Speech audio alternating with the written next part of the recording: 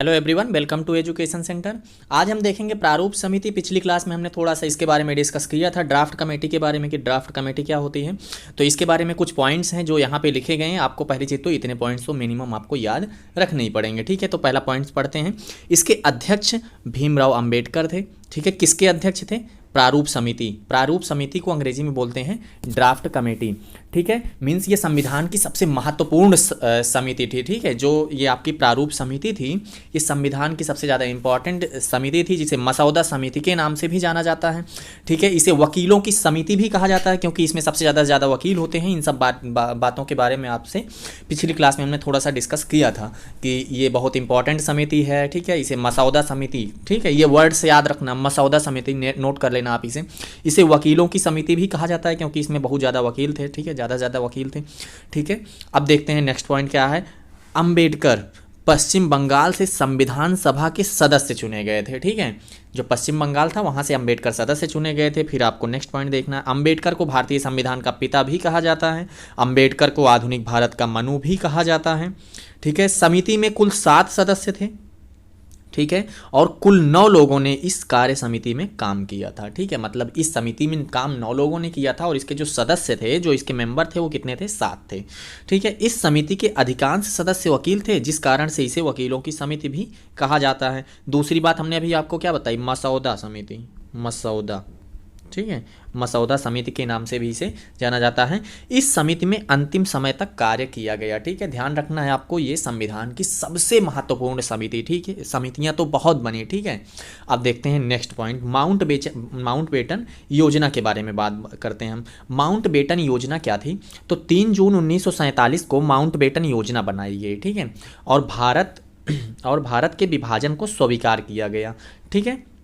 और भारत का विभाजन को सांप्रदायिक आधार पर स्वीकार किया गया। अब थोड़ा सा मैं इसके बारे में आपको बता दूं कि जो लॉर्ड माउंटबेटन थे, उनसे मिलने वाले सबसे पहले जो भारतीय थे वो महात्मा गांधी थे, ठीक है। कौन थे? गांधी थे। और गांधी जी क्या चाहते थे? गांधी जी चाहते थे कि भारत और पाकिस्तान का विभाजन नहीं होना चाहिए, ठीक है। वो चाहते थे कि भारत और पाकिस्तान ना बटे। जबकि माउंटबेटन के साथ वो काफ़ी समय तक कलकत्ता में हिंदू मुस्लिम के उसी समय पे, उनके समय पे, ठीक है, गांधी जी और माउंटबेटन के ही समय पे हिंदू मुस्लिम के जो दंगे थे कलकत्ता में, वो लगातार चलते रहे थे, ठीक है। तो जब वो उस समय पे दंगे चल रहे थे, तो उस समय पे गांधी जी कलकत्ता चले गए कुछ दिनों के लिए। और इधर जब माउंटबेटन अकेले हो गए, तो माउंटबेटन से मिलने कुछ लोग चले गए, जिनका नाम था नेहरू, जिन्ना और पटेल। ये तीनों लोग कहाँ चले गए? माउंटबेटन से मिलने। इससे पहले माउंटबेटन से नहीं मिले थे। तो जब गांधी जी कलकत्ता में चले गए ये आंदोलन को शांत कराने, जो हिंदू मुस्लिम का चल रहा था, तो उसी समय फ़ायदा उठाकर नेहरू, जिन्ना और पटेल माउंटबेटन से मिलने चले गए। और उन पर, माउंटबेटन पर भारत और पाकिस्तान के बंटवारे का दबाव डाल दिया इन्होंने कि बंटवारा करा दो आप, ठीक है। तो इतना जब हो गया, तो उसके बाद क्या हुआ कि माउंटबेटन ने एक प्लान लेके आए और भारत का विभाजन करा दिया, भारत और पाकिस्तान का, ठीक है। और इसमें किसके बेस पर विभाजन हुआ? तो आपको ध्यान रखना है कि सांप्रदायिक आधार पर, मतलब हिंदू और मुसलमान जाति के आधार पर यह बंटवारा हुआ, ठीक है। मोहम्मद अली जिन्ना, ठीक है, इसके हेड थे। वो बहुत ज़्यादा चाहते थे कि एक तरीके से मोहम्मद अली जो जिन्ना थे, वो चाहते थे कि बंटवारा हो जाए, ठीक है। इतनी बात आपको समझ में आ गई होगी, ठीक है। अब बात करते हैं इसमें एक और पॉइंट की।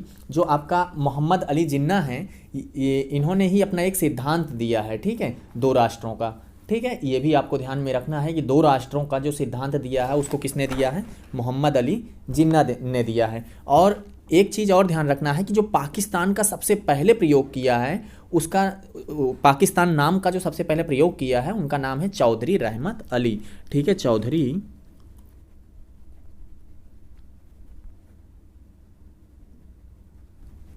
रहमत अली, ठीक है। इतनी बात आपको समझ में आ गई होगी कि पाकिस्तान शब्द का सबसे पहले प्रयोग। अब इतना माउंटबेटन योजना एनफ है, इतना अगर आप जान गए हो तो कोई दिक्कत नहीं है, अब कंप्लीट है आपका।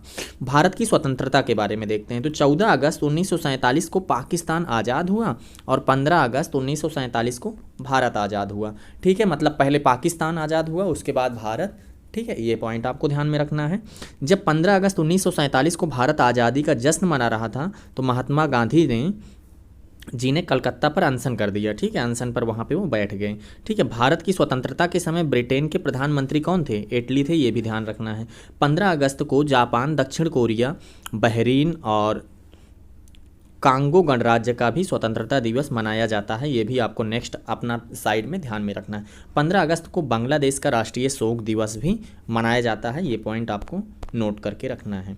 अब बात करते हैं रियासतों के विलय की, ठीक है। तो कुछ रियासतें थी, ठीक है, कुछ तो विलय हो गई थी लेकिन कुछ विलय नहीं हो पाई थी, ठीक है। तो उसमें कुछ ऐसी रियासतें थी जो विलय नहीं हो पा रही थी एक साथ, जैसे रियासत मतलब राजाशाही वाला है ना, तो राजाओं की एक रियासत होती है। तो उस समय पे टोटल 539 रियासतें थी, जिस समय पे 542 रियासतें थी, ठीक है। कितनी? 542 रियासतें थी, जिसमें 539 तो विलय हो गई, ठीक है, लेकिन कुछ विलय नहीं हो पाई। अब कितनी नहीं हुई? 3 रियासतें विलय नहीं हो पा रही थी कि हमारे भारत में, ठीक है, भारत में इनको विलय करना था, तभी तो भारत एक राष्ट्र बनेगा, एक राज्य बनेगा, एक देश बनेगा, है ना। तो ये 3 रियासतें कौन कौन सी थी, इनके बारे में देखते हैं। रियासतों को भारत में मिलाने का कार्य सरदार वल्लभ भाई पटेल ने किया। पहली चीज़, पटेल ने इस कार्य को बहुत बेहतर ढंग से किया, ठीक है, लेकिन 3 रियासतों को मिलाने में समस्या हो गई, ठीक है। टोटल कितनी थी? 542, जिसमें से 539 तो मिल गई लेकिन 3 नहीं मिल पा रही थी। इन रियासतों को निम्नलिखित तरीके से फिर मिलाया उन्होंने।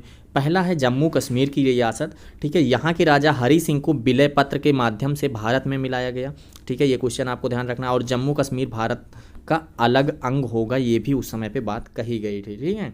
फिर जूनागढ़ की रियासत, इस रियासत को जनमत संग्रह के माध्यम से मिलाया गया।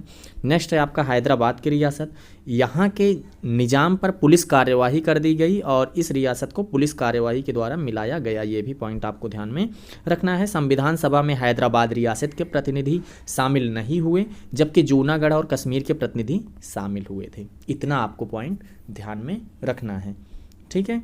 अब नेक्स्ट पॉइंट की बात करते हैं, संविधान लागू होना, ठीक है। संविधान लागू होने में देखते हैं, भारत पाकिस्तान का विभाजन के बाद 31 दिसंबर 1947 को संविधान सभा के सदस्यों की कुल संख्या कितनी कर दी गई थी? 299, जिसमें 229 प्रांतों से और 70 रियासतों से थे, ये पॉइंट आपको ध्यान में रखना था। टोटल कितने थे? 299, जिसमें 229 प्रांत से और 70 रियासत से थे, इतने सदस्य थे। नेक्स्ट आपका पॉइंट है 26 नवंबर 1949 को पूरा संविधान बन गया था और कुछ उपबंध उसी दिन लागू किए गए थे, ठीक है। कुछ उपबंध मतलब कुछ बाउंडेशन वगैरह, ठीक है। संपूर्ण संविधान 26 जनवरी 1950 को लागू हुआ, ये आपको बिल्कुल डेट भूलनी नहीं है। बना कब, ये ध्यान रखना है डेट, और लागू कब हुआ, ये दोनों अलग अलग हैं, दोनों इंपॉर्टेंट क्वेश्चन हैं, आपको ध्यान में रखना है। नेक्स्ट है आपका भारत के संविधान को बनने में 2 वर्ष 11 माह 18 दिन लगे, मोस्ट इंपॉर्टेंट क्वेश्चन है ये, ठीक है, बहुत ज़्यादा इंपॉर्टेंट है। 2 वर्ष 11 माह 18 दिन। नेक्स्ट पॉइंट आपका, इस पर 284 सदस्यों ने हस्ताक्षर किए थे, जिसमें 8 महिलाएं भी शामिल रही थी, ठीक है। नेक्स्ट, राजेंद्र बाबू देश के पहले, ठीक है, राष्ट्रपति बनाए गए और देश के एकमात्र राष्ट्रपति हुए जो 2 बार राष्ट्रपति बने, ठीक है, ये भी आपको पॉइंट ध्यान में रखना है। फिर BN राव संविधान सभा के संवैधानिक सलाहकार हुए, ये भी आपको ध्यान में रखना है। झंडा समिति के अध्यक्ष जो थे वो JP कृपलानी थे। JP कृपलानी क्या थे? झंडा समिति के अध्यक्ष थे, झंडा के बारे में बताते थे वो, उसके हेड थे, ठीक है कि। अब नेक्स्ट आपका आ जाता है 22 जुलाई 1947 को संविधान सभा ने राष्ट्रीय झंडे के डिजाइन को स्वीकार कर लिया था, ठीक है। कब स्वीकार किया था झंडे की डिजाइन को? 22 जुलाई 1947 के बारे में। अब एक पॉइंट देखते हैं हम कुछ और, ठीक है, कुछ और पॉइंट यहाँ पे देख लेते हैं। जो आपका सबसे पहला लिखित संविधान बना था उसके बारे में हमने बताया था आपको, कहाँ बना था? अमेरिका में, मतलब लिखित जो लिखित संविधान था, मतलब रिटन जो संविधान था वो अमेरिका का था, ये पॉइंट आपको ध्यान में रखना है। नेक्स्ट पॉइंट आपको और कुछ पॉइंट ध्यान में रखना है कि सर हेनरी मैन जो ब्रिटेन के थे उन्होंने संविधान की मांग की थी, ये आपको पहली क्लास में बताया गया आपको, ठीक है। ऐसे ऐसे करके हमने बहुत सारी चीज़ें देखी हैं, ठीक है। तो आपको क्या करना है, उतने पॉइंट्स तो ध्यान में रखने ही हैं, ठीक है। अब मिलते हैं नेक्स्ट क्लास में, तब तक के लिए थैंक यू सो मच।